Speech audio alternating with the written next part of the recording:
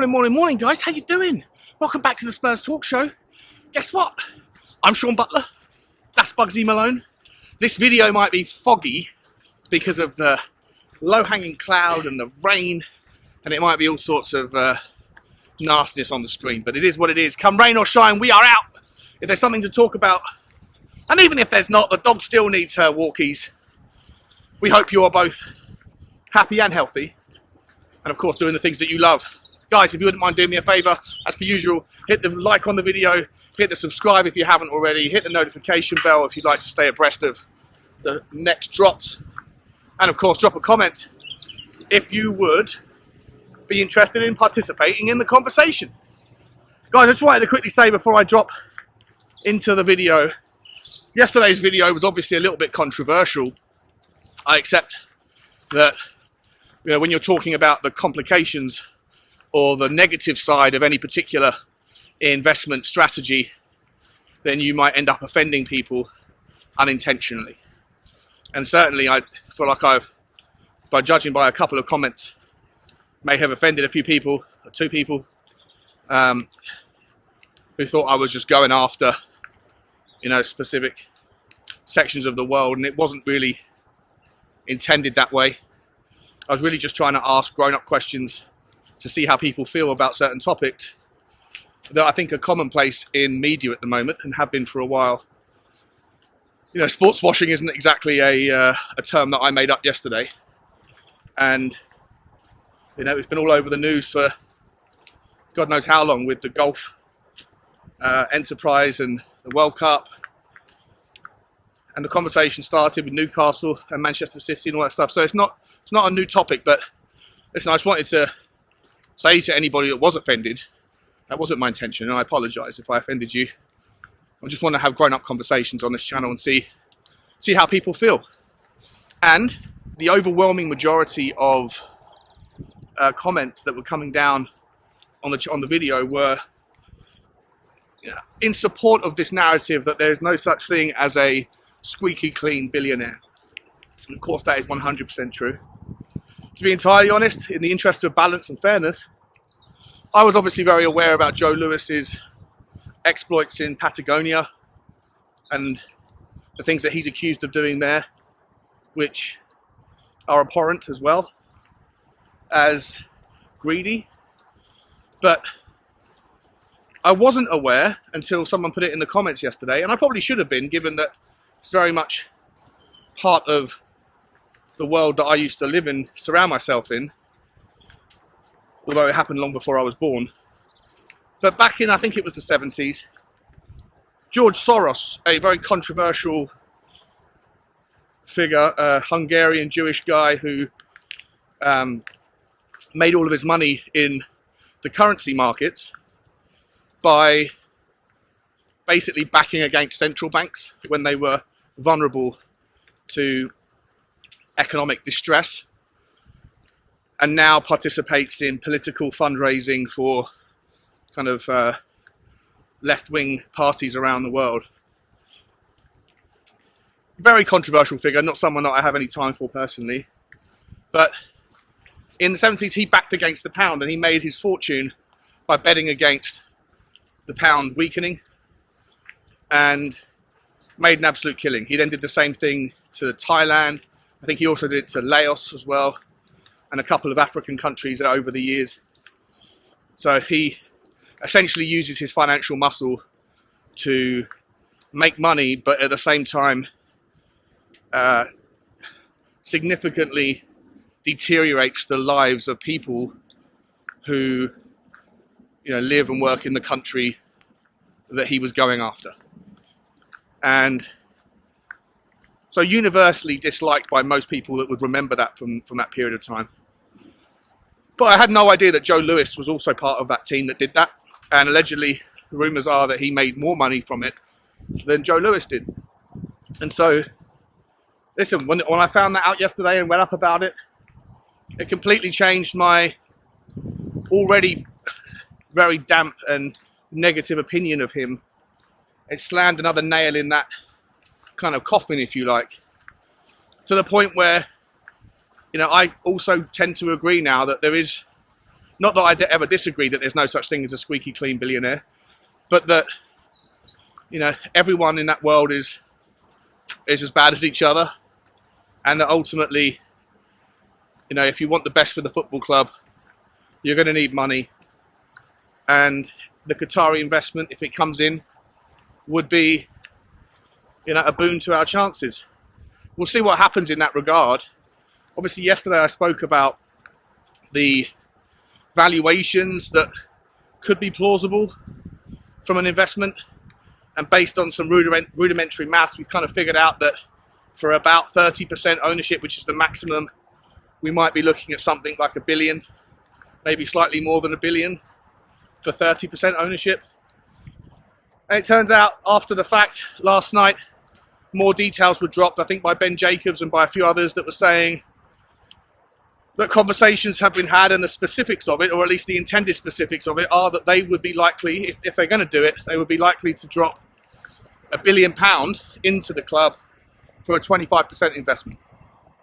So pretty much spot on to what I was talking about with you guys yesterday. Whether that money comes to the club or goes to the owners will depend on the structure of the deal, whether new shares would be issued, what the structure of those shares, whether they're A shares, B shares, you know, preference shares, whatever, voting rights. And on top of that, how they would be brought in, would there be cancellations of other shares, etc. Right? So we have to wait and see on the terms. But, you know, the noise isn't, over the last sort of 24, 48 hours, the noise, if anything, is becoming a bit more vocal, a bit more amplified, with a bit more detail and specificities. Apparently there's been several meetings between the two entities. I still, you know, I'm surprised if it does happen. I'd still be surprised that the two parties would want to work together, or how symbiotic that relationship would be. But hey, if it works, it works, and if I'm wrong, I'm wrong. I've been wrong dozens of times. Dozens of times today, in fact. So, you know, no issue there, but we'll see what happens. So it's kind of exciting, I guess, to think that maybe there is some sort of changing of the guard or changing of the times at Tottenham. But as always, we will wait and see. Meanwhile, we're 21 days away from the window closing. People are losing their minds that it's day 9 of the window and Tottenham haven't signed anyone yet. I would like to remind people that it's not just Tottenham. With the exception of Liverpool signing Gakpo, Chelsea signing Badiashile, and maybe again, you know, signed a couple other players as well. The only other team that's really signed anybody is Southampton have signed Orsic. And if you want to give it some credit, then Brentford have signed Brooklyn Beckham.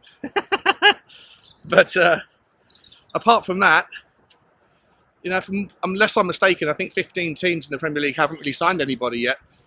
Tottenham being one of them. And so it just reminds me of every January window. It's a Mexican standoff in the early days. No one wants to buy before they can sell. You know, it's frustrating, but it is what it is. Now, of course, Tottenham are sitting there, you know, with the confirmation about everything with Porro is agreed, apart from whether they're going to pay the fee. And the news came out, of course, that the fee would be paid. The fee would have to be paid for either Edwards or Porro to leave. There was a quote yesterday from somebody over there in that camp. I'm not sure if it was a coach or who, but they said, look, the only way those two leave are if the clause is paid. We know how, you know, important and impactful they are on our right-hand side. So if the clause isn't paid, they're not going anywhere. Which, of course, urges everyone on this side to say, come on, Daniel, just pay the money. But from what I understand, you know, when you pay a release clause, generally speaking, you have to pay the money up front. You have to write a cheque for whatever it is, the 40 million. Whereas when you buy a player, you know, for an agreed price, you usually structure that payment over, you know, X amount of years. And so, you know, I guess what's slowing them down isn't necessarily the reluctance to pay the money, or might in part also be the fact that it's going to disrupt your cash flow significantly.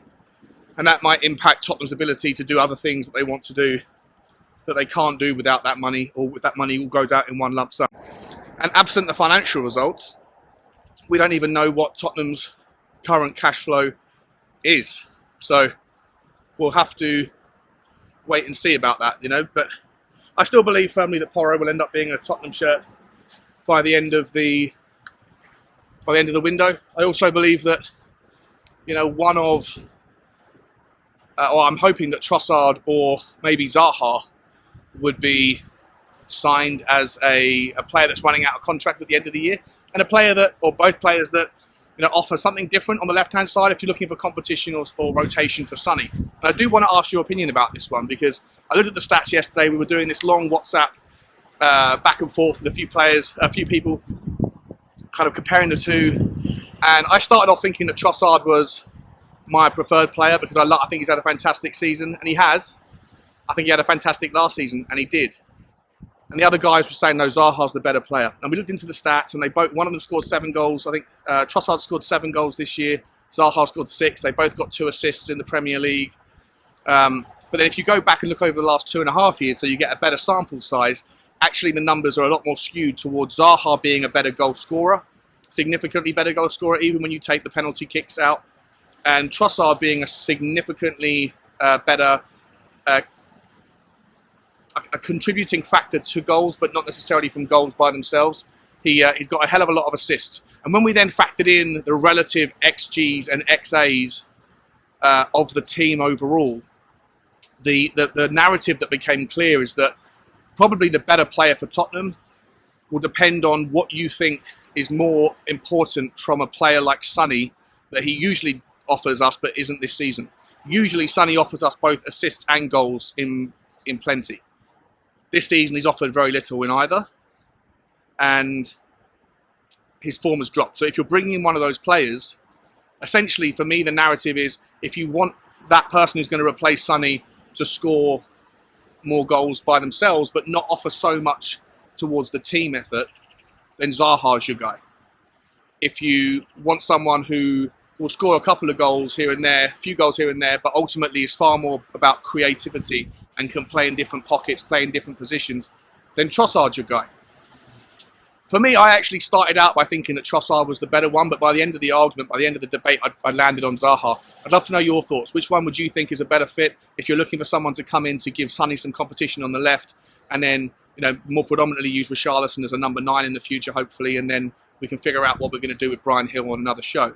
But I do want to hear if you've got any particular thoughts about Zaha or Trossard, and if not him, then who else would you like to see coming into that left wing forward position that can offer us some of either creativity or goals, or ideally both? Guys, I love you all. Again, I'm sorry if I offended anyone. Wasn't my intention. Just like to have those conversations that ask difficult questions and hopefully get some interesting answers. I will see you on the next one. Like, share and subscribe. And as always, guys, bye-bye.